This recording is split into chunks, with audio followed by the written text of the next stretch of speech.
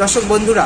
আর দাদা, আপনাদের এই দোকানটায় যদি কেউ আসে কিভাবে আসবে একটু বলে দিন। যদি স্টেশন থেকে আসে, মানে মসন্দপুর স্টেশন থেকে আসে, তাহলে এম বাজারের পাশে অ্যাপোলো, তার পাশেই আমাদের দোকান। আর যদি নকপুর হয়ে আসে বা গোবরডাঙ্গা হয়ে আসে, তাহলে ফাঁড়ির পাশে দোকান আমাদের। ফাঁড়ির পাশে আপনাদের দোকান। আর মসলন্দপুরে আর আপনাদের তো কোনো দোকান নেই?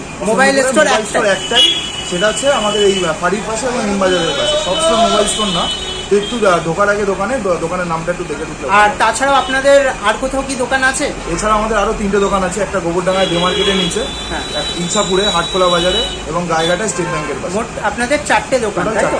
4টে দোকান।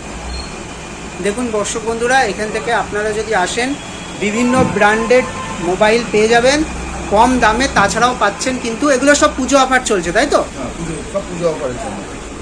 আর আমার ভিডিও দেখে যদি কেউ আসে তার জন্য কি অফার থাকবে? তার জন্য স্পেশাল অফার থাকবে, শুধু আপনার নামটা বলতে হবে। ঠিক আছে, চ্যানেলের নাম বললেই স্পেশাল অফার দিয়ে দেবেন, তাই তো? যদি দেখতে